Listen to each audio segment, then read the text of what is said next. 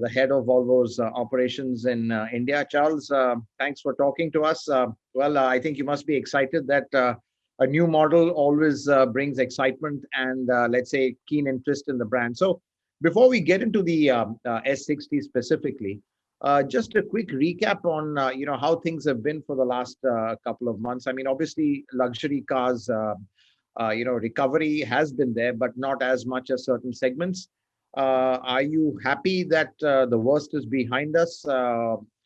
Did you predict a more doomsday scenario? And are you happy? Are you surprised that it's not as bad as it was? In fact, a lot of the industry have been caught unawares as to the amount of demand there is. So I just wanted your thoughts on how things have panned out, as we come out of the pandemic. Well, thanks, Hormazd. So great to see you. It's been a while since we've caught up. So good to spend some time. Happy to share some thoughts on this. It's been an extremely difficult year. I mean, all of us are can definitely use the word unprecedented in our lives and our careers. And I think, when we look at, when all this started, March, April, May, with the total collapse of the industry, getting down to, at one point, we have a month with zero automotive sales for a full month. I never in my wildest dreams would think that I would see that happen. And I think at that time, there's such tremendous uncertainty. No one knew how the economy was going to react. But I am happy to say that especially since the festive season, I think that people are, definitely turning to looking at their mobility options. That cars and luxury cars are certainly on that list. And I think particularly during the festive season now, we've seen that people are treating themselves to a luxury car that they feel like they've been locked in for so long. Now how about a little retail therapy, and why not a little Swedish luxury when you're on that track? Just your thoughts on the future. Are you optimistic? And how are sales vis-a-vis pre-COVID? Are you still way off your peaks? I know you all haven't shared any numbers, but just to get a sense as how's the overall size of the market for you? Yeah, it's fine. I mean, I can share some things. I think if you look since the festive season, including the festive season, now we're up versus last year, which is good. So that I think is the first time we can say that since January. So that's nice to be able to say that we're back. Our customer service business also is completely 100% back.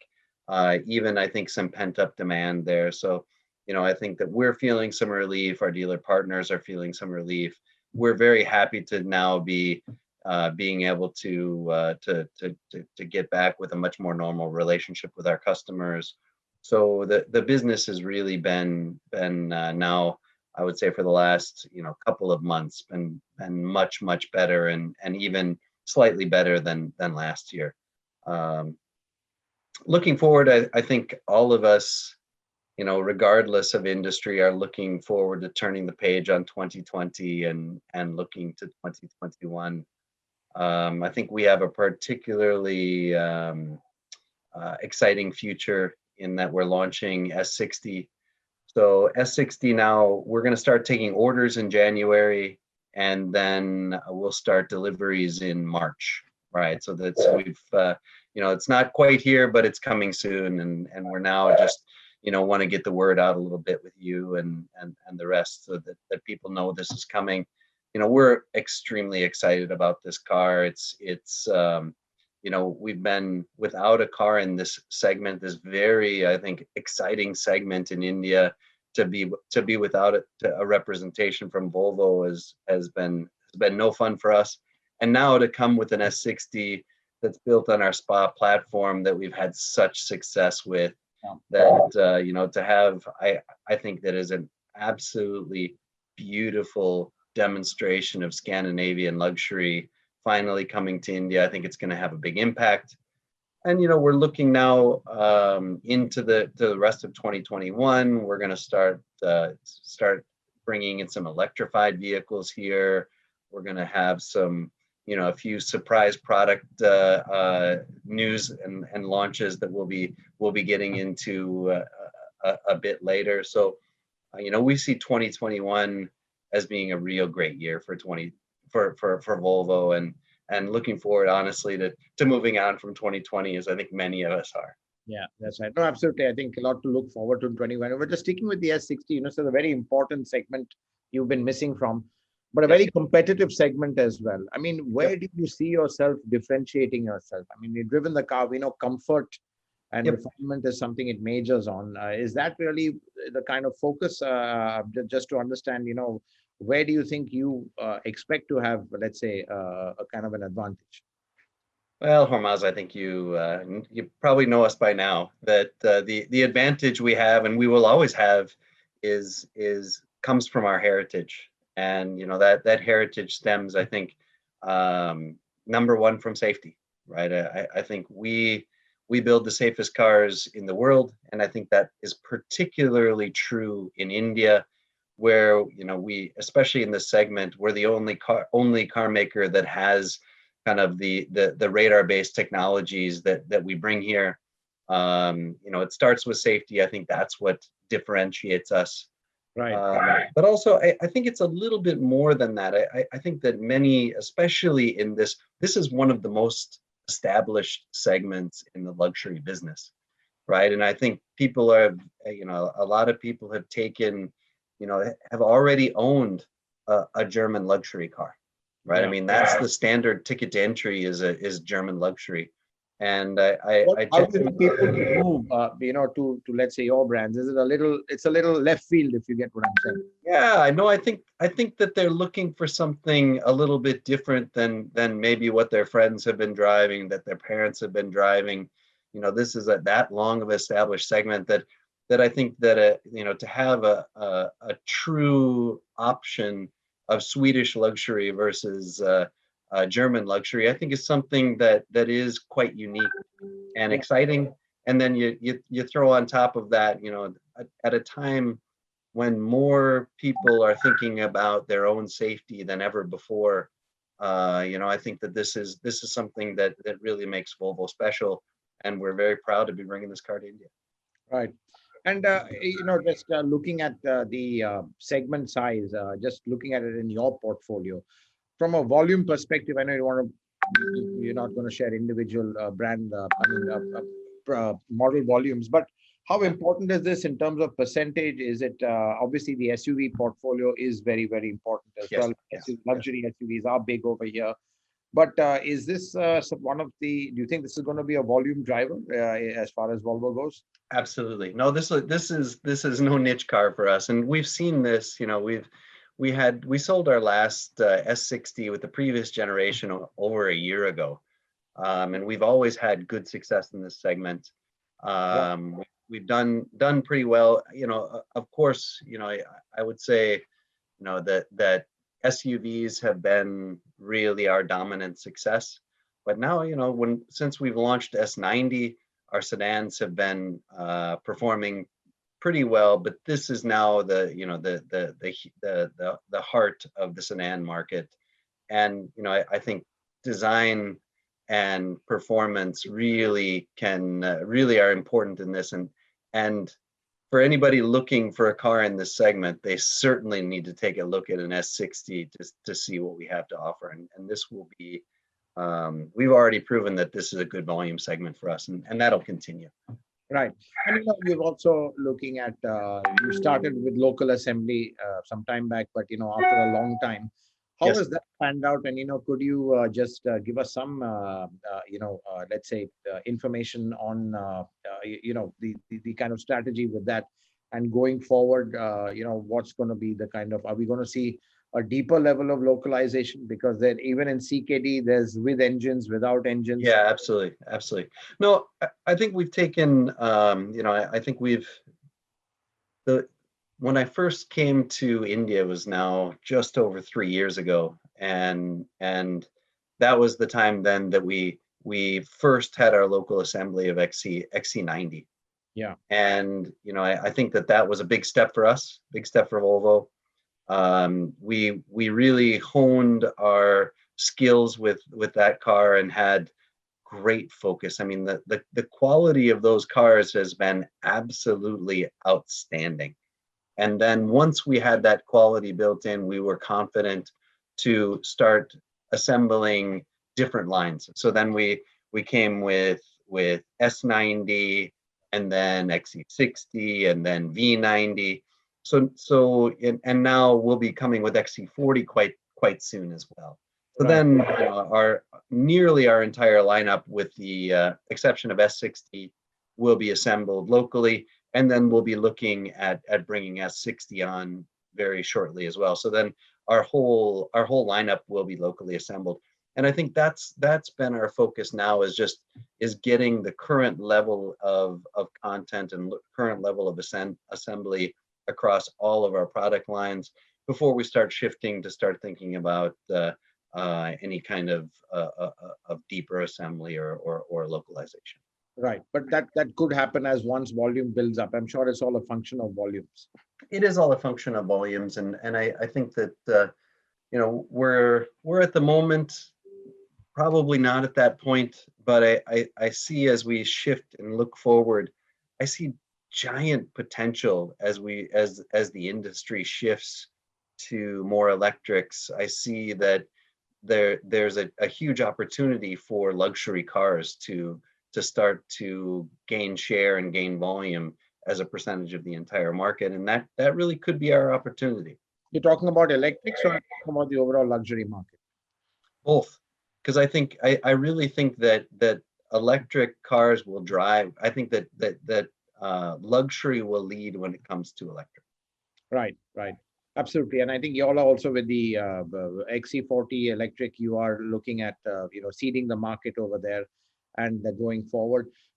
Things like just your thoughts on, India being a predominantly, has been a predominantly diesel-driven market, even Yes. something with the luxury. And Yes. obviously that's moving away, but still people still like the torque, because the refinement in a luxury diesel, you really don't Yep. compromise much on that.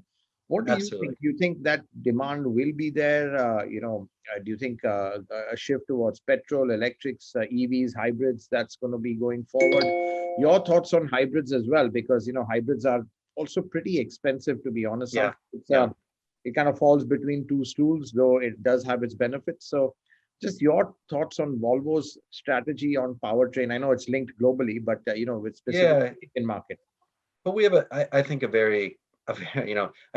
think at Volvo we try to keep things very simple.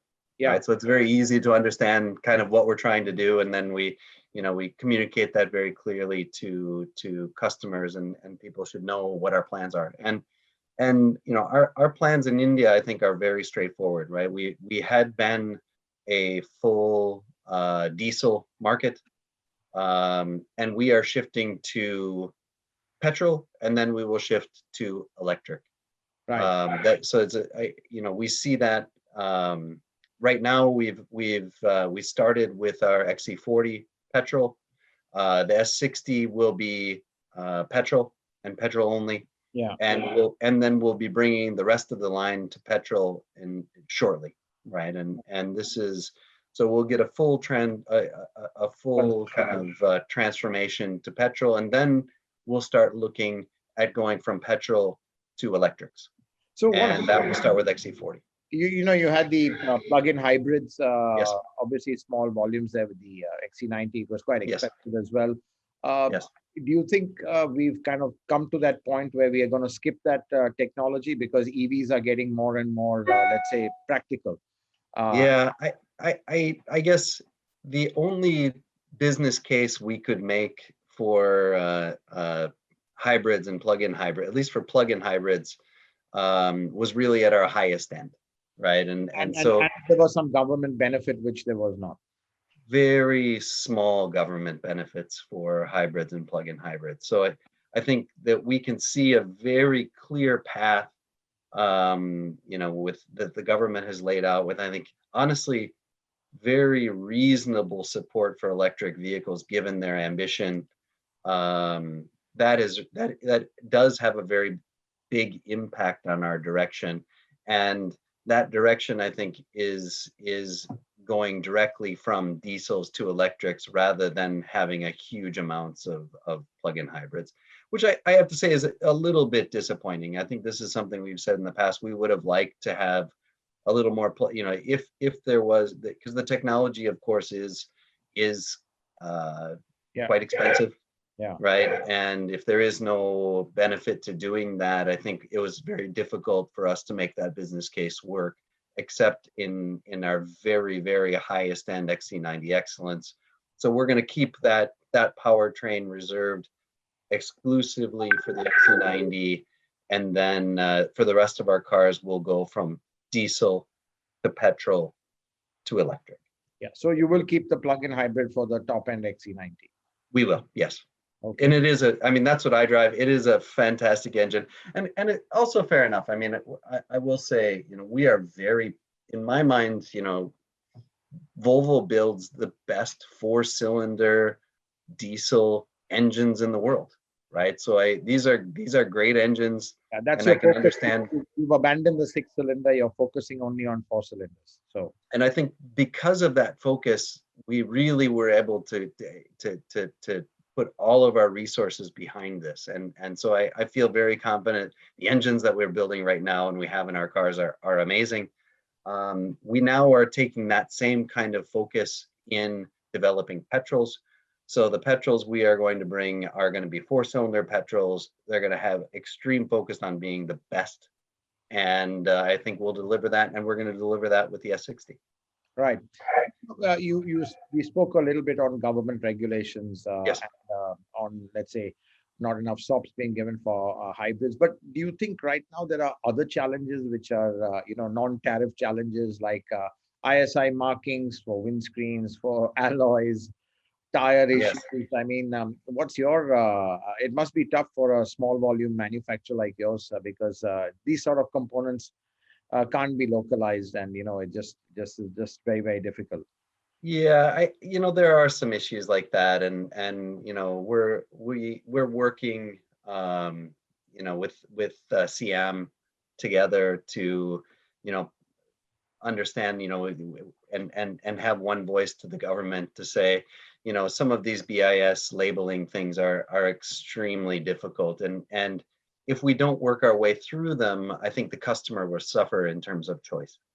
But I think there is a dialogue there. I anticipate this working itself out.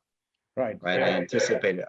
I think I have a moderate level of worry about these. This to me seems like something that's destined. I don't think the government wants to have labeling issues on tires and windscreens limiting customer choices for luxury cars. I don't think that's the intention of the law. So I think that practical minds will prevail on this, and CM is our main kind of way to approach this issue. So, but I'm not losing at the moment, not losing any sleep on it.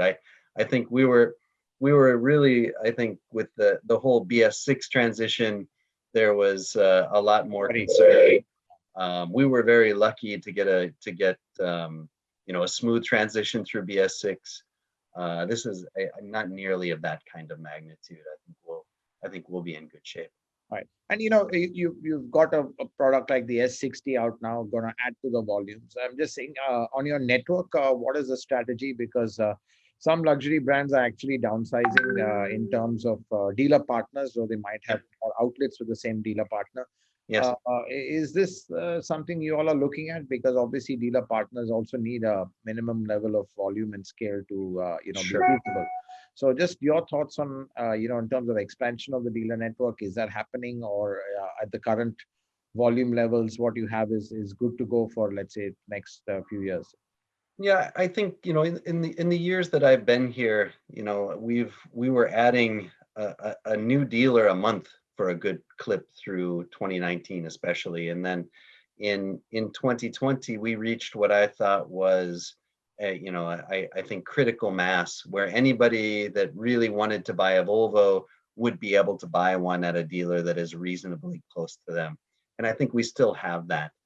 And I will say that the reason that we've been able to do so well through this crisis is because of our dealer partners. I'm very, very proud to say that we have a fantastic, positive relationship with our dealers. They are some of the very best in the industry. And, I think we will, we've weathered quite a storm together. And I think that we're looking forward to 2020 and 2021 and moving forward and launching a lot of great progress and products and great growth. But I think that you're hitting on something that we need to make sure that as the industry changes, we need to have a profitable way for dealers to continue the business with us. And that is a huge priority for me. So with the dealers that we have one dealer, one state, right? Yeah. And if we do need to grow within that state, we work with that partner to expand. We've felt by having larger dealers, a smaller number of dealers, but larger, we can spend a lot more time individually with them. We can ensure that they have the financial resources to take very good care of our customers over time. So no, I feel I see us adding very few numbers of partners, but I can see us expanding in individual states. And when we do expand, it'll probably be in a bit more difficult or a different way. Right. So we see, of course, people being more interested in buying online and such. They don't need to go to the showroom 7 or 8 times before they buy a car. They go once or twice, and they're willing to drive to do that. Yeah. But what they're not willing to do is drive for servicing their cars. So we're looking at the possibility to open up, as our volumes grow, service facilities so we can pick up the car for the customer very easily, make it easy for them to service. Because I think people, they want to drive 40, 50 kilometers to see a car and buy a car once, that's fine. But they don't want to be doing that for servicing. Yeah, absolutely. No, yeah, that's right. So interesting. I mean, your expansion is going to be measured going forward. Clearly, it is a function of volumes. Anyway, Charles, I think, with that, I just like on that note, obviously looking ahead very optimistically. I just want to say thanks for your time and wish you all the best. S60, I'm sure, must be a very exciting moment for you. As you said, it's a model that hasn't been there for a while and filling a very important gap in your portfolio. And I'm sure that'll be the one you're going to be riding on in 2021. So wish you all the best and thanks so much for talking to us. Thank you very much, and looking forward to getting this car launched. A little Swedish luxury is needed in this segment. We look forward to that. Thank you. All right. Thanks for the time. Bye. Take care.